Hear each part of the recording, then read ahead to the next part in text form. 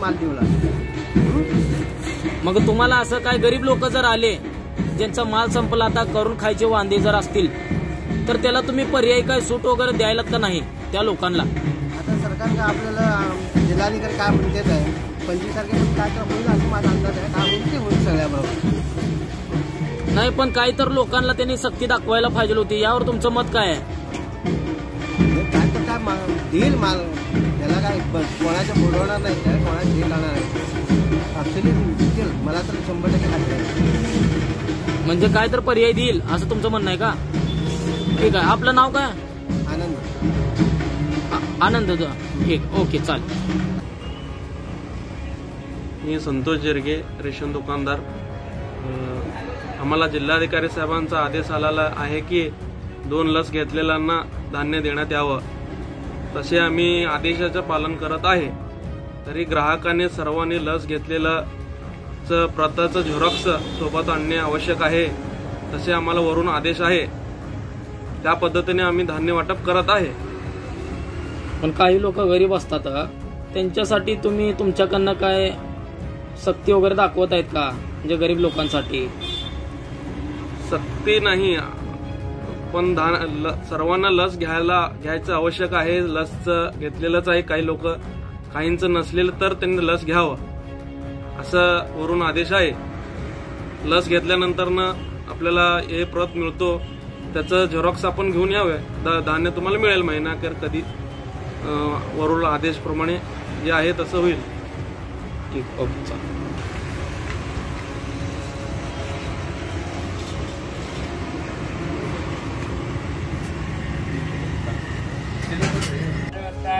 नाव सांगा।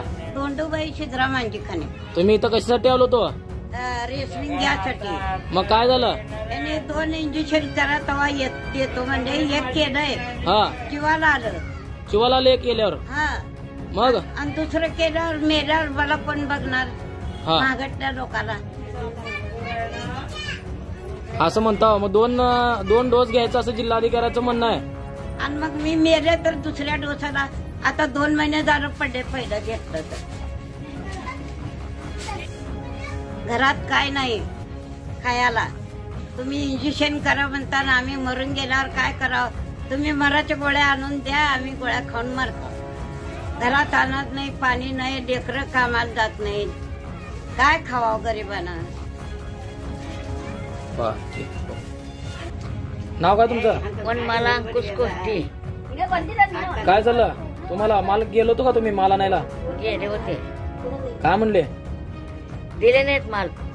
माल नको, काय नको, मला डोस पण नको। 1 डोस घेतले, परत मला माल दिले नाही, मी रेडिओ पडते, याला जबाबदारी तुम्ही। माल पण दिले ना तुम्हाला? नाही। डोस घेतलो होतो का? 1 ठीक। ಸಾಹೇಬಣ್ಣ ಈರಮ್ಮ ಮಕ್ಕಳು ಎಲ್ಲ ದೇಶ ಏರಿ ಹೋಗ್ಯಾರ, ಯಾರಿದ ಒಬ್ಬಕಿನ ಇದ್ರು ನೋಡ್ರಿ। ಅಡೇಸರು ಅಡೇಸರು ನಮ್ಮ ಧನಗರ ಇಂಜೆಕ್ಷನ್ ಮಾಡ್ಕೊಂಡಿದೆ, ನಮಗ್ ಮಾರ್ಕೊಟ್ಟಿಲ್ಲ, ನಮಗ್ ಮಾರ್ ಸಿಕ್ಕಿಲ್ಲ। ಮತ್ ಮಾಡ್ಕೊ ಅಂತಾರ ರೇಷನಿಂಗ್ ದುಕಾನ್ದಾಗ ಹೋದ್ರ ಮಾರ್ಕೊಟ್ಟಿಲ್ಲ ನಮಗ್, ಒಬ್ಬಕಿನ ಇದು ಖರೆ ಅಂದ್ರೆ ಮಾರ್ಕೊಟ್ಟಿಲ್ಲ ನಮಗ್। ಇಂಜೆಕ್ಷನ್ ಮಾಡ್ಕೊಡಿ ಅಂತ ಖರೆ ಅದ, ಮಾರ್ಕೊಟ್ಟಿಲ್ಲ ಏನಿಲ್ಲ, ಇಂಜೆಕ್ಷನ್ ಮಾಡ್ಕೊಂಡಿದ್ದೆವು। ಮಾಲ್ ನಮಗ್ ಕೊಟ್ಟಿಲ್ಲ, ಯಾರು ಏನ ಅಂದಿಲ್ಲ, ನಮಗ ಸನಿಗೆ ಯಾರು ಬಂದಿಲ್ಲ, ಇಲ್ಲಂತೆ ನಿಗಿರ್ತಾರ ನಮಗ। जाव म्हणते ती मग दादा मार देत नाही का करत कर म्हणते ती ಜವಾಬ್ದಾರಿ ಯಾರು? ನಮ್ಗೆ ಆಯ್ತಂದ್ರೆ ನೀನು ಬರಿಕೆ ಬರ್ತೀಯ ಅಂತ ರೇಷನ್ ದುಕಾನ್ದವನಿಗೆ ಹೇಳಿಯೋದು, ಜವಾಬ್ದಾರಿ ಮಾಡವ್ ನಮಗೆ। ಮಾರ್ಕೊಟ್ರ ಕೊಡಲ್ ಹೋದ್ರೆ ಅಂದ್ರೆ ಅವನಿಗೆ ರೇಷನಿಂದ ಅವನಿಗೆ ಎಳೆಯೋದು। ಯಾರ ಜವಾಬ್ದಾರಿ?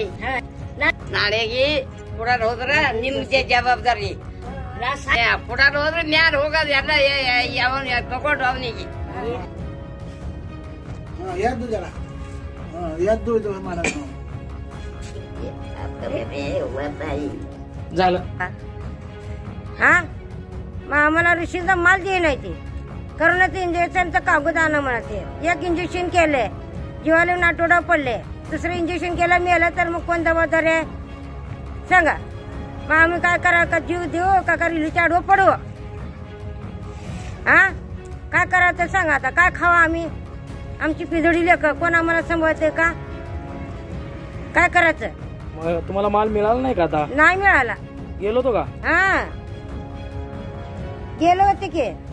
काय म्हणले दुकान? कागद आणणार करोनाचं याचा केलेलं म्हणते. कुठला जाता एक केलं तर जीवाला पडले, दुसरा केलो नाही का? दुसरं केलं तर मग मेलं तर काय करावं? मेलं गेलं तर कोण जबाबदार आहे सांगा. तुम्ही जबाबदार घेताय का? नाव काय तुमचं पूर्ण? बेबा अनिल कोळी. ठीक आहे. महाराष्ट्र शासनाने 2 लाख लससाठी अशी जी सक्ती लावलेली आहे त्यामध्ये सामान्य नागरिकांचे हाल होत आहेत. कायदा आर्टिकल 19 नुसार सर्व नागरिकांना समान जगण्याचा अधिकार आहे व अन्न वस्त्र निवारा आर्टिकल 21 प्रमाणे सर्व व्यक्तींना विकत घेऊन स्वतःचा जनजीवन चालवण्यासाठी जे कायद्यामध्ये तरतूद केलेले आहे हे महाराष्ट्र शासनाने गोरगरीब जनतेसाठी बंद करण्याचं काम सध्याच्या परिस्थितीला करत आहेत. यामध्ये जे जीवनावश्यक वस्तू महाराष्ट्र शासन आणि जिल्हा प्रशासनाने करायला पाहिजे होता ते त्याने नाही का कोरोनाच्या स्वरूपात दाखवून बंद करण्याचं काम जिल्हा प्रशासन सोलापूरमध्ये करत आहे व तसेच कोरोनाच्या नावाखाली सर्व काही जिल्हा प्रशासनाने जे जनतेसाठी उपाययोजना आहेत ते सर्व काही थांबवण्याचा प्रयत्न जिल्हा प्रशासन करत आहे. यामध्ये जर लोकांना जर अन्नधान्य रेशन जर मिळत नसेल तर या ठिकाणी परिस्थिती अशी येईल की जर लोक दुकानं फोडून वस्तू चोरून नेतील आणि या ठिकाणी जेवढे शिक्षित लोक आहेत त्याच्यापेक्षा जास्त गुन्हेगार या सोलापूर शहरामध्ये येणाऱ्या 6 महिन्यामध्ये दिसतील. तर हे कुठं तर थांबवण्याचं काम जिल्हा प्रशासनाने करावं आणि जे लोकांना उपाययोजना पाहिजे त्याचा त्वरित उपाययोजना करून त्या लोकांपर्यंत अन्नधान्यच नव्हं तर जे मूलभूत गरजा आहेत ते पुरवण्याचं काम जिल्हाधिकाऱ्याने करावं. 2 डोस जर घेतलं तर त्याला 1 डोस घेतला तर त्याला 84 दिवस लागतो आणि 3 महिने लोक जर घरात जर उपाशी बसले तर काही लोकांचे असंच जीव जातील. लोकांचा जीव जळत आहे याचा कुठं तर जिल्हाधिकाऱ्याने विचार करावा. आणि जर असं चालू राहिलं तर जेवढे व्यापारी आहेत त्याच्यापेक्षा जास्त दुकानं फोडून गुन्हेगार तयार होतील आणि जेवढे शिक्षित आहेत त्याच्यापेक्षा डबल गुन्हेगार बनतील.